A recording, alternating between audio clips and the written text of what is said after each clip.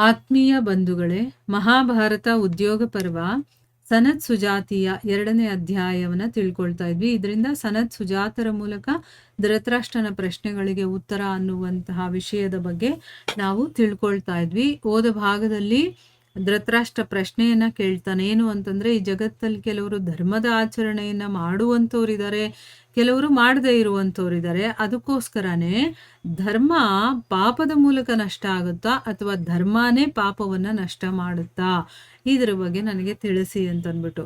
ಅದಕ್ಕೆ ಸನತ್ ಸುಜಾತರು ಹೇಳ್ತಾರೆ, ರಾಜನೇ, ಧರ್ಮ ಮತ್ತೆ ಪಾಪ ಎರಡರದ್ದು ಕೂಡ 2 ರೀತಿಯ ಫಲ ಇದೆ. ಅಂದ್ರೆ ಧರ್ಮ ಆಗಿರ್ಬೋದು, ಪಾಪ ಆಗಿರ್ಬೋದು, 2 ರೀತಿಯ ಫಲವನ್ನ ಕೊಡುತ್ತೆ. ಮತ್ತ ಆ 2ರ ಉಪಭೋಗವನ್ನ ಮಾಡ್ಬೇಕಾಗುತ್ತೆ. 2 ಫಲ ಸಿಕ್ಕಿದ್ಮೇಲೆ ಅದನ್ನ ನಾವು ಭೋಗಿಸ್ಲೇಬೇಕಲ್ವಾ. ಅದಕ್ಕೆ ಪರಮಾತ್ಮನಲ್ಲಿ ಸ್ಥಿತನಾಗೋದ್ರಿಂದ ವಿದ್ವಾಂಸರು ಆ ನಿತ್ಯ ವಸ್ತುವಿನ ಅಂದ್ರೆ ಯಾವಾಗ್ಲೂ ಇರುವಂತಹ ಜ್ಞಾನದ ಮೂಲಕ ತಮ್ಮ ಪೂರ್ವಕೃತ ಪಾಪ ಮತ್ತೆ ಪುಣ್ಯ ಎರಡನ್ನೂ ಕೂಡ ಸದಾ ಕಾಲಕ್ಕೆ ನಾಶ ಮಾಡಿಬಿಡ್ತಾರೆ. ಈ ರೀತಿ ಏನಾದ್ರೂ ಆಗಿಲ್ಲ ಅಂತಂದ್ರೆ ದೇಹಾಭಿಮಾನಿಯಾದಂತಹ ಮನುಷ್ಯ ಇದಾನಲ್ಲ, ಅವನು ಯಾವತ್ತಿಗೂ ಕೂಡ ಪುಣ್ಯ ಫಲಗಳನ್ನ ಪಡ್ಕೊಳ್ಳೋದಿಲ್ಲ. ಮತ್ ಯಾವತ್ತೂ ಕ್ರಮಶಃ ಪಡ್ಕೊಂಡಿರುವಂತಹ ಪೂರ್ವೋಪಾರ್ಜಿತವಾದಂತಹ ಪಾಪದ ಫಲದ ಅನುಭವವನ್ನು ಕೂಡ ಮಾಡ್ತಾನೆ. ಈ ರೀತಿ ಪುಣ್ಯ ಮತ್ತೆ ಪಾಪದ ಸ್ವರ್ಗ ಮತ್ತೆ ನರಕ ರೂಪವಾದಂತಹ 2 ಅಸ್ಥಿರವಾದಂತಹ ಫಲಗಳಿದೆ. ಅವುಗಳನ್ನ ಭೋಗಿಸಿ ಅವನೇನ್ ಮಾಡ್ತಾನೆ, ಈ ಜಗತ್ತಲ್ಲಿ ಜನ್ಮ ತಗೊಂಡು ಮತ್ತೆ ಅದಕ್ಕನುಸಾರವಾಗಿ ಅವನು ಕರ್ಮಗಳಲ್ಲಿ ತೊಡಗ್ತಾ ಇರ್ತಾನೆ.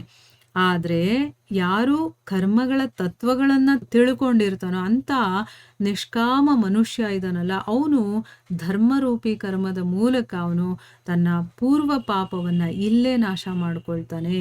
ಈ ರೀತಿ ಧರ್ಮನೇ ಅತ್ಯಂತ ಶಕ್ತಿಶಾಲಿಯಾಗಿರುವಂಥದ್ದು. ಅದಕ್ಕೋಸ್ಕರ ಧರ್ಮಾಚರಣೆಯನ್ನ ಮಾಡುವವರಿಗೆ ಸಮಯಾನುಸಾರವಾಗಿ ಅವಶ್ಯಕವಾಗಿ ಅವರಿಗೆ ಸಿದ್ಧಿ ಅನ್ನೋದು ಪ್ರಾಪ್ತಿಯಾಗತ್ತೆ.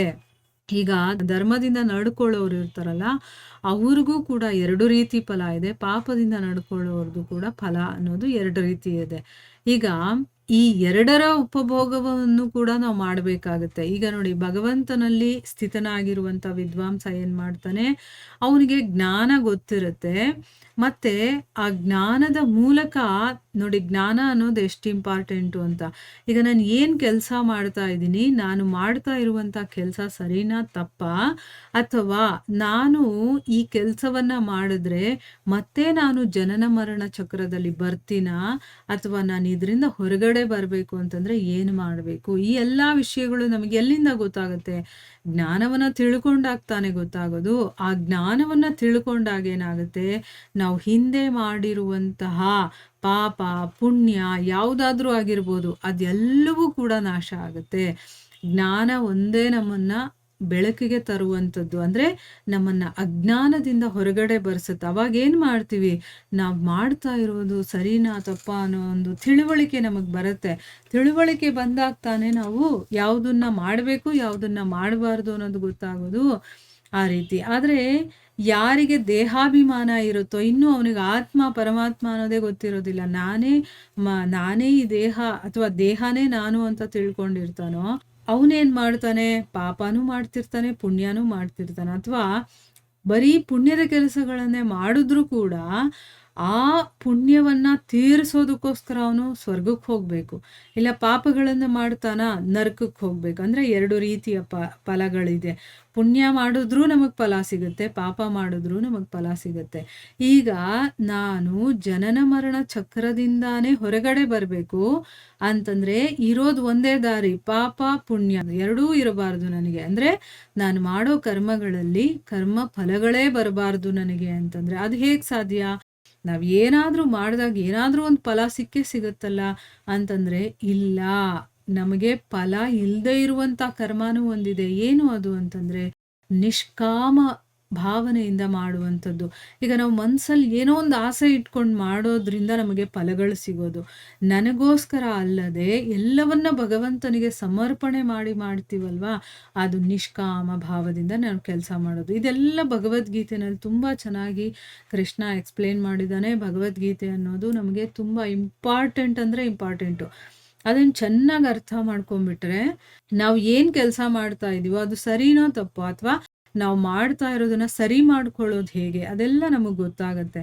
ಸೊ ಇಲ್ಲಿ ಏನು ಅರ್ಥ ಮಾಡ್ಕೋಬೇಕು ಅಂತಂದ್ರೆ, ನಾವು ಪಾಪನೇ ಮಾಡಲಿ ಪುಣ್ಯನೇ ಮಾಡಲಿ, ಇಷ್ಟು ದಿವಸ ನಾವೇನು ಅನ್ಕೊಂಡಿದ್ವಿ, ನಾವು ಒಳ್ಳೆ ಕೆಲಸ ಮಾಡಬೇಕು, ಪುಣ್ಯದ ಕೆಲಸ ಮಾಡಬೇಕು ಅನ್ಕೊಂಡಿದ್ವಿ. ಪುಣ್ಯದ ಕೆಲಸ ಮಾಡಿದ್ರೂ ಕೂಡ ನೀವು ಮತ್ತೆ ಹುಟ್ಟು ಬರಬೇಕು. ಯಾಕೆ? ಆ ಪುಣ್ಯದ ಫಲವನ್ನು ಭೋಗಿಸೋದಕ್ಕೆ. ಈಗ ನಮಗೆ ಸ್ವರ್ಗ ಲೋಕಗಳು ಅಥವಾ ಪಿತೃಲೋಕಗಳು ಅಥವಾ ಊರ್ಧ್ವ ಲೋಕಗಳು ಸಿಗುತ್ತೆ. ಯಾಕೆ? ನಾವು ಒಳ್ಳೆ ಕೆಲಸ ಮಾಡಿರೋದ್ರಿಂದ. ಆದರೆ ಭಗವಂತನಿಗೆ ಸಮರ್ಪಣೆ ಮಾಡಿ ಮಾಡೋ ಕೆಲಸಗಳಿಗೆ ಯಾವುದೇ ಒಂದು ಫಲಗಳಿಲ್ಲ. ಅದಕ್ಕೆ ಕೃಷ್ಣ ಭಗವದ್ಗೀತೆಯಲ್ಲಿ ಫಲಾಪೇಕ್ಷಿತ ಕರ್ಮಗಳನ್ನು ಬಿಟ್ಬಿಡು, ನೀನು ಮಾಡ್ತಾ ಇರುವಂಥ ಕೆಲಸದಿಂದ ಏನು ಫಲ ಬರುತ್ತೋ ಅದನ್ನು ಬಿಟ್ಬಿಡು, ನಿನ್ನ ಕರ್ಮ ಅಂತ ತಿಳ್ಕೊಂಡಿದ್ದು, ನಾನು ನಿನಗೆ ಕೊಡ್ತಾ ಇರೋ ಕೆಲಸ ಇದು ಭಗವಂತನಿಗೆ ಮಾಡ್ತಾ ಇರೋ ಕೆಲಸ ಅಂತ ತಿಳ್ಕೊಂಡು ನೀನು ನಿನ್ನ ಕರ್ತವ್ಯ ಕರ್ಮವನ್ನ ಮಾಡು ಅಂತ ಹೇಳ್ತಾನಲ್ಲ, ಅದಕ್ಕೆ ಅರ್ಥ ಇದೇನೆ. ನಾವು ಜ್ಞಾನದಿಂದ ಅದನ್ನ ತಿಳ್ಕೋಬೇಕು.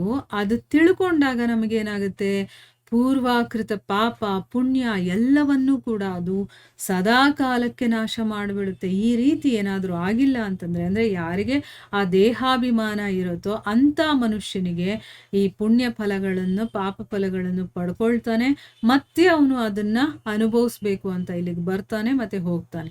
ಈಗ ಅರ್ಥ ಆಯ್ತಲ್ವಾ? ಈ ರೀತಿ ಪುಣ್ಯ ಮತ್ತು ಪಾಪದ ಸ್ವರ್ಗ ನರಕ ರೂಪವಾದಂಥ ಎರಡೂ ಅಸ್ಥಿರವಾದಂಥ ಫಲಗಳಿದೆ.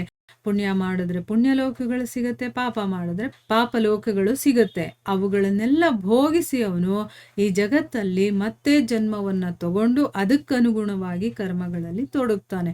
ಆದರೆ ಯಾರು ಕರ್ಮತತ್ವಗಳನ್ನ ಸರಿಯಾಗಿ ಅರ್ಥ ಮಾಡ್ಕೊಂಡು ತಿಳ್ಕೊಂಡಿರ್ತಾನೋ ಅಂತ ಒಬ್ಬ ನಿಷ್ಕಾಮ ಮನುಷ್ಯ ಇರ್ತಾನಲ್ಲ, ಅವನು ಧರ್ಮರೂಪಿ ಕರ್ಮದ ಮೂಲಕ, ಅಂದರೆ ಯಾವುದು ಧರ್ಮ ಅನ್ನೋದು ತಿಳ್ಕೊಂಡು ಭಗವಂತ ಏನು ಹೇಳಿದನೋ ಅದನ್ನು ಮಾಡ್ಕೊಂಡು ಅವನಿಗೆ ಸಮರ್ಪಣೆ ಮಾಡ್ಕೊಂಡು ಕೆಲಸ ಮಾಡ್ತಾನಲ್ಲ, ಅದನ್ನು ಆ ಪೂರ್ವ ಜನ್ಮದ ಪಾಪಗಳು ಏನೇನಿರುತ್ತೋ ಅದನ್ನೆಲ್ಲವನ್ನ ಅವನು ಇಲ್ಲೇ ನಾಶ ಮಾಡ್ಕೊಂಡ್ಬಿಡ್ತಾನೆ.